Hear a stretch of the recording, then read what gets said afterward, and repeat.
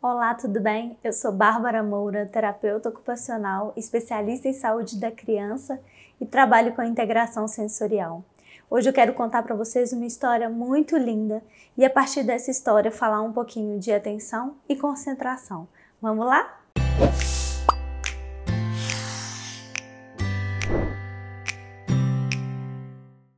A história que eu vou contar é a do Thomas Edison, o que inventou a lâmpada.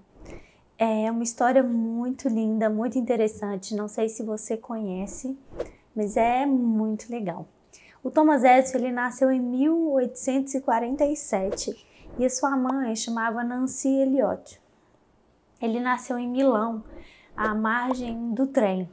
Então era uma cidade muito pobre naquela época, não tinha recursos, não tinha escola, nem nada. E para que as crianças pudessem estudar, seus pais tinham que mudar para uma cidade próxima que chama Porto-Urom. E essa cidade ficava muito perto e então eles resolveram mudar para lá. O Thomas Edison era o mais novo de 7 filhos, então você imagina toda essa estrutura para mudar, eram famílias pobres, com poucos recursos, mas mudaram para poder oferecer educação para os seus filhos. E aí, com 3 meses que o Thomas estava na escola, foi enviado para a mãe uma carta do diretor da escola. E aí a mãe leu essa carta e lá estava escrito que o Thomas Edison era uma criança impossível de ensinar, de educar, de alfabetizar, e por isso não era para ele voltar mais para a escola, ele estava expulso da escola. Só que olha que lindo, assim, a mãe do Thomas Edison, ela leu essa carta para o Thomas, e aí ela leu a carta dizendo assim: o seu filho é muito inteligente, por isso ele não precisa mais voltar na escola, ele pode ser educado em casa. E com isso, passou uma boa mensagem para o Thomas Edison, né? Ele não se sentiu incapaz, triste, com baixa autoestima, não, ele sentiu que ele era muito inteligente, por isso ele não precisava ir. Olha que sabedoria dessa mulher. E com isso ele continuou, porque ele era uma criança muito curiosa, continuou um adulto muito curioso, não foi podado dessas suas capacidades. E em 1879 ele descobriu a lâmpada. E a lâmpada hoje é fundamental para a gente, é fundamental para eu estar aqui gravando esse vídeo, para a gente poder circular à noite. Foi um início da energia, né, da luz. Então ele trouxe luz para a nossa humanidade. E aí você pensa se a mãe dele tivesse acreditado nessa carta da escola e não alfabetizasse, não educasse da forma que fosse possível, se ela não soubesse fazer isso, porque ela já era uma educadora, e tomou isso para ela. Então ela teve toda a firmeza de uma mãe e deu essa maravilha para nós. Então, assim, essa história é muito linda porque ela nos faz acordar, alertar, que a gente não pode perder tantos Thomas Edisons que nós temos e que às vezes por uma criança ser desatenta, tem uma dificuldade de aprendizagem, ter um TDAH, ser autista, síndrome de Down, paralisia cerebral, nós achamos que elas não vão ser capazes de serem educadas, de serem alfabetizadas. Cada um tem seu limite, cada pessoa tem até onde ela pode ir, mas não sou eu que digo do outro, é ele mesmo que diz dele. E o Thomas Edison, ele tinha dislexia, então realmente ele tinha uma dificuldade de aprendizagem, mas não limitou com que ele nos desse um presente dessa dimensão. Então o meu recado é isso. Se a escola do seu filho talvez se sinta incapaz de educar sua criança, não fique presa a isso, não acredite nisso, corra atrás. Às vezes é preciso que a gente redobre os cuidados em casa, redobre a educação em casa, faça as adaptações necessárias, não é o que a gente espera, não é. Na inclusão escolar nós já caminhamos assim, muito. Só que ainda não está no ideal, a gente ainda quer caminhar muito. E é com conhecimento, com educação é que a gente vai chegar lá, tá bom? Por isso que eu queria contar essa historinha E essa historinha é para mostrar que não foi fácil para a mãe do Thomas Edison poder educá-lo, porque você imagina as dificuldades que provavelmente ele tinha de se manter atento e concentrado em uma tarefa, manter a motivação para aquilo que ele tinha dificuldade, e mesmo assim ela conseguiu. Então hoje eu quero explicar um pouquinho sobre o que é a atenção, a concentração, os tempos que a gente espera com que a criança tenha para conseguir exercer uma atividade, conseguir ter um resultado em uma atividade, e quais são os requisitos que vai ajudar com que ela tenha um bom desempenho de atenção e concentração. Então, primeiro, vamos diferenciar os dois, de atenção e concentração. Para realizar uma atividade, uma tarefa, por exemplo, uma leitura, a gente precisa de atenção e concentração para se manter lendo um texto, um livro, qualquer coisa, e para a gente estar ali. Só que a atenção, ela é como se fosse, ela é curta. O nosso tempo de atenção é muito rápido. É assim, é questão de 8 minutos, 12 minutos que a gente consegue realmente se manter atento em alguma coisa. E o tempo de concentração é o tempo que eu consigo me manter em uma tarefa, porque a nossa atenção, ela é flutuante. Então, tem hora que a gente fica mais atento a alguma coisa, principalmente quando tem uma mudança, você está lendo uma história. E aí acontece uma coisa diferente naquela história, você fica mais atento e continua lendo. Mas não quer dizer que a gente conseguiu ter atenção em todos os trechos exatamente daquela história. Por exemplo, esse vídeo aqui que vocês estão assistindo. Vocês vão assistir ele todo, só que vocês não vão ter atenção plena no vídeo todo. Vocês vão ter o tempo de concentração, vamos colocar que vão ser de uns 20 minutos, 15 minutos. E a atenção vão ser em alguns momentos que eu consigo chamar mais atenção de vocês. Por exemplo, agora falando desse vídeo. Na hora que a gente muda o assunto, dá um exemplo, o nosso nível de alerta e atenção, ele modifica. Hoje, espera-se mais aproximadamente que um adulto ele consiga manter esse tempo de atenção de 8 a 12 minutos. Era mais para 12 a 15 minutos, só que com o uso de telas parece que isso tem reduzido e está caindo para 8 minutos. E o tempo de concentração em uma tarefa é em média uns 50 minutos, que a gente consegue se manter em uma mesma atividade sem mudar.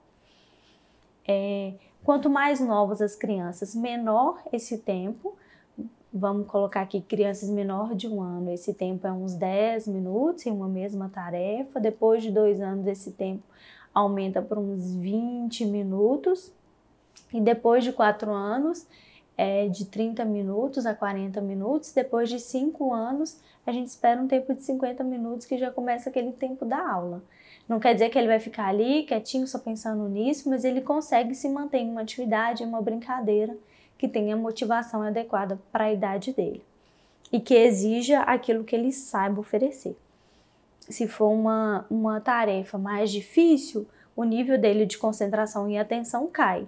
Se for uma tarefa também muito fácil, o nível de atenção e concentração também vai cair. E para as crianças, para nós conseguirmos ficar alerta no tempo de atenção e concentração adequado, a gente precisa estar em um ambiente preparado para isso, em um organismo adequado para isso. Então eu vou falar de 3 itens que a gente precisa, no mínimo, para manter uma atenção e uma concentração. A gente precisa estar confortável.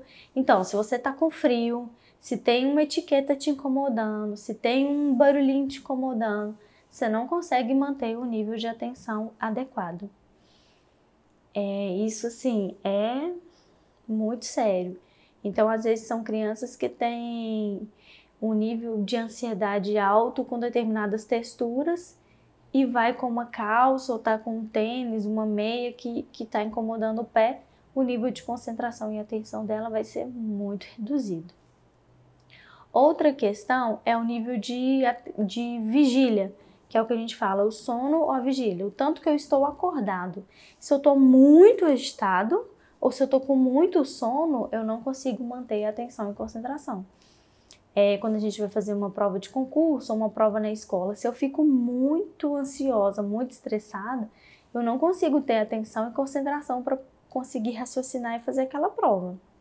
E se eu não dormir à noite, porque eu estava muito ansiosa, e chego na hora da prova, eu tô com sono, eu também não consigo. A mesma coisa a criança, se ela não tem uma boa noite de sono, chega na escola com sono, ela não vai ter o nível de alerta necessário para ter atenção e concentração. Ou se ela está muito irritada, muito ansiosa, a gente tem que ver o que está acontecendo, porque ela também não vai conseguir manter esse nível de atenção. Outro mecanismo que o nosso organismo utiliza é conseguir anular os ruídos externos, esses incômodos, para que a gente possa ficar confortável. Então é tudo muito ligadinho assim. Então esses três são extremamente importantes. Eu consegui eliminar esses ruídos, às vezes é um barulho de um ar-condicionado, outras crianças no recreio, que às vezes as escolas alternam os turnos, então algumas crianças estão no recreio e a minha turma está na sala de aula. Então as crianças conseguiam anular esse barulho externo e conseguir ter atenção e concentração aqui na atividade. A mãe tá lá batendo alguma coisa no liquidificador e a criança continua brincando, que ela estiver brincando, ou continua fazendo uma tarefa em casa. Então a gente precisa minimamente dessas três coisas: eliminar os ruídos externos ou algo que estiver incomodando para eu ter essa atenção e concentração. Eu ter o meu nível de vigília adequado para aquela atenção e eu estar confortável. E outro, que é mais um aqui também, que é muito interessante falar dele, é a motivação e o interesse em uma atividade. Se nós, a criança principalmente, que ela é movida à emoção, a criança é pura emoção. Se ela não tem motivação e interesse com aquilo que ela está fazendo, te garanto que o nível de atenção e concentração dela vai ser muito baixo. Então vamos manter o nível de atenção através da motivação, que é a melhor forma da criança aprender. E como que está seu filho? O tempo dele está muito curto? Está muito longo? Por quê? Isso vai depender de cada criança, que existem vários perfis de crianças. Por exemplo, uma criança, vou dar 3 exemplos de crianças que teoricamente são crianças desatentas, que mantêm baixo nível de concentração em uma atividade. Tem a criança A, que ela é muito agitada, ela levanta, ela sobe, ela desce, ela quer sair toda hora para ir no banheiro, ela coloca tudo que ela tem na carteira, assim, tudo que ela colocar tem na mesa, ela põe a régua, a tesoura, a cola, sem precisar, ela precisa ter muita coisa, ela está sempre pegando em algum objeto. Nós temos essa criança A. Nós também temos aquela criança B, que é mais sonolenta, que fica derretendo na carteira, que parece que está lá no mundo das nuvens. A gente sempre tem, né? E a terceira criança, a criança C, é aquela criança que é mais irritada. Tudo parece que irrita, ela chora com facilidade, ela não consegue fazer aquilo e começa a chorar, ela tenta encaixar um brinquedo ali e começa a chorar, ela, sabe? É irritada, tem crianças que são mais irritadas mesmo. Então nós temos esses 3 tipos de criança. E para manter o nosso nível de atenção e concentração adequados, nós temos que ter o nível de alerta, que é o tão pronto que eu estou para prestar atenção em alguma coisa ou para eu brincar com algum brinquedo, o quão alerta eu estou. E aí nós temos como se fosse um nível ótimo para que isso aconteça. E tem crianças que estão muito acima e tem crianças que estão muito abaixo. As crianças A e B, apesar de quando você olha para elas, elas parecem ser muito diferentes, mas na verdade elas são muito semelhantes. Elas precisam de intensidade de estímulo para conseguir prestar atenção. É como se o nível de alerta delas fosse lá embaixo. Só que tem uma que mexe, movimenta, ela busca essa sensação para ela conseguir se manter alerta e concentrada. E normalmente ela consegue aprender, apesar de parecer não prestar atenção, ela consegue aprender, porque ela está se movimentando, ela está agitando, ela está dando aquilo que o cérebro dela está pedindo. Já a criança que parece ser mais letárgica, ela não está oferecendo a quantidade de estímulo que o cérebro dela precisa. Então são as crianças que aí que a gente tem que pedir para levantar, pedir para beber água. São crianças que a gente tem que ser o ajudante do dia para ela ficar mais alerta, tem que sentar mais perto do professor. Na verdade, essas duas crianças, o ideal é que elas sentem mais perto do professor. Os pais têm que estar sempre, tipo, acorda, né? Vamos aqui, vamos ali. Então a gente tem que dar atividade para essa criança quando tem esse perfil, tá? São crianças que parecem estar sempre no mundo da lua, só que tem umas que estão sempre em movimento, sempre buscando, e tem outras que são mais quietinhas, mais paradinhas. Já a terceira criança, que é essa criança mais irritada, o que acontece com ela? Tudo para ela é muito, tudo o cérebro dela interpreta como muito. Então ela não consegue eliminar os ruídos externos. Ela escuta os meninos brincando no recreio, ela escuta o ar-condicionado, ela escuta os dias passando, ou é o perfume do colega, do shampoo do coleguinha, da professora, o creme, o desinfetante que a mãe passou em casa, ou o barulho do vizinho. Isso tudo, a roupa, a textura da roupa, isso tudo pode incomodar a criança. E aí ela mantém esse nível de alerta muito alto. É uma criança que fica sempre muito ansiosa. Então ela também não vai conseguir prestar atenção. Então a criança A e B, o nível de alerta dela é baixo, a gente precisa dar atividade para que o nível de alerta dela suba. E a criança ansiosa, irritada, o nível de alerta dela é muito alto, então a gente precisa abaixar para que ela tenha atenção e concentração. Vocês entenderam assim? Então, o que a gente tem que fazer? A gente tem que observar a nossa criança, observar nosso filho, e se for o caso de pedir ajuda, busque um profissional, conversa com um pediatra, busque um terapeuta ocupacional que trabalhe com a integração sensorial, que ele vai entender melhor esses níveis de alerta que a sua criança tem e o quão é necessário oferecer atividade ou retirar atividade. Se for crianças mais leves, que não apresentam tantas dificuldades escolares em casa, de aprendizado e tudo, segue essas dicas que vai dar tudo certo. E se não for também, segue as dicas, mas busque ajuda, porque é necessário. Então é isso, eu quero pedir para vocês para curtir esse vídeo, compartilhar, comentar, comente suas dúvidas, fala aí como é que é a sua criança, que se eu puder eu vou te ajudar, ou tô querendo saber mais um pouco disso, escreve aqui para mim também, tá bom? Muito obrigada por me seguir e vamos acreditar nos nossos filhos, acreditar nas nossas crianças, porque são elas que vão descobrir as novas lâmpadas da nossa sociedade, tá bom? Um beijo e continue me acompanhando. Muito obrigada.